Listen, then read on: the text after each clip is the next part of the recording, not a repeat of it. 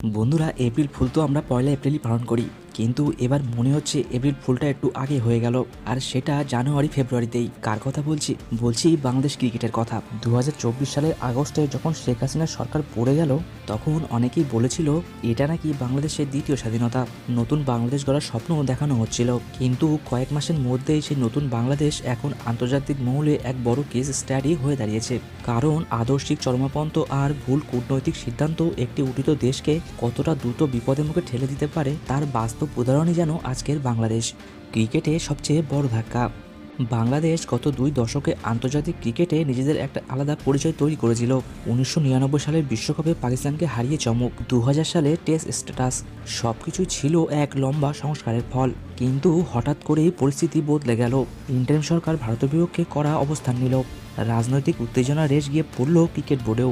তারপর আসে বড় সিদ্ধান্ত, 2026 টি-20 বিশ্বকাপ বয়কট করার ঘোষণা। এই বিশ্বকাপটি আয়োজিত হওয়ার কথা ভারতে। বাংলাদেশ বোর্ড নিরাপত্তা ও রাজনৈতিক কারণ দেখিয়ে খেলতে অস্বীকার করে।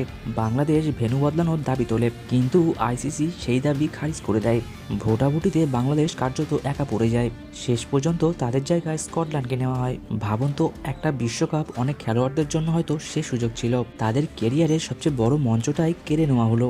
বাংলাদেশ দলের কোচ মোহাম্মদ সালাউদ্দিন প্রকাশ্যে বলেন, এই সিদ্ধান্ত তরুণ খেলোয়াড়দের মানসিকভাবে ভেঙে দিয়েছে। তবে কি পাকিস্তানের প্রতিশ্রুতি বাস্তব না কৌশল? খবর অনুযায়ী পাকিস্তান ক্রিকেট বোর্ডের পক্ষ থেকে বাংলাদেশকে আশ্বাস দেওয়া হয়েছিল, যদি তারা বয়কট করে পাকিস্তানও নাকি ভাববে একই পথে হাঁটার। কিন্তু বাস্তবটা কি হলো? বাংলাদেশ ক্রিকেট থেকে সরে দাঁড়ালো, আর পাকিস্তান আইসিসির সঙ্গে সম্পর্ক ঠিকই বজায় রাখলো। ফলে আন্তর্জাতিক মঞ্চে বাংলাদেশ একা হয়ে গেল। অনেক বিশ্লেষণ মনে করেছেন এখানে রাজনৈতিক কৌশল বেশি কাজ করেছে। ক্রিকেট মাঠ হয়ে উঠেছে রাজনৈতিক বার্তা দেওয়ার হাতিয়ার, ইতিহাস ভুলে যাওয়ার ফল।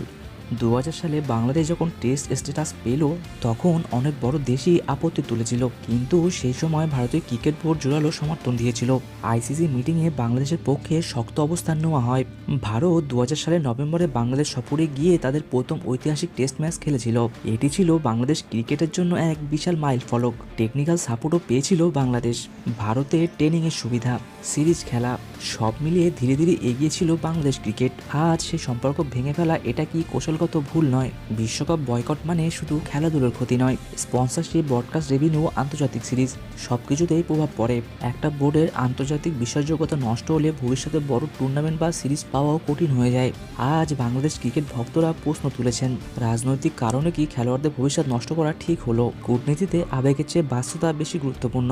যখন কোনো দেশ শুধু আবেগের ভিত্তিতে সিদ্ধান্ত নেয়, তখন দীর্ঘমেয়াদে তার মূল্য দিতে হয়।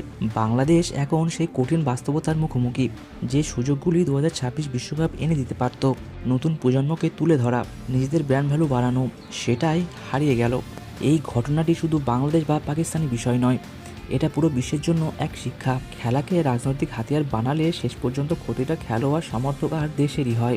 আজ বাংলাদেশের সামনে সবচেয়ে বড় চ্যালেঞ্জ আবার আন্তর্জাতিক বিশ্বাস ফিরে আনা, ক্রিকেটকে রাজনীতি থেকে আলাদা রাখা এবং ভবিষ্যতের জন্য সঠিক কূটনৈতিক সিদ্ধান্ত নেওয়া। বন্ধুরা, আপনাদের কি মনে হয়, বাংলাদেশ কি ভুল সিদ্ধান্ত নিয়েছিল, নাকি এটা ছিল নীতিগত অবস্থান? কমেন্টে অবশ্যই জানাবেন।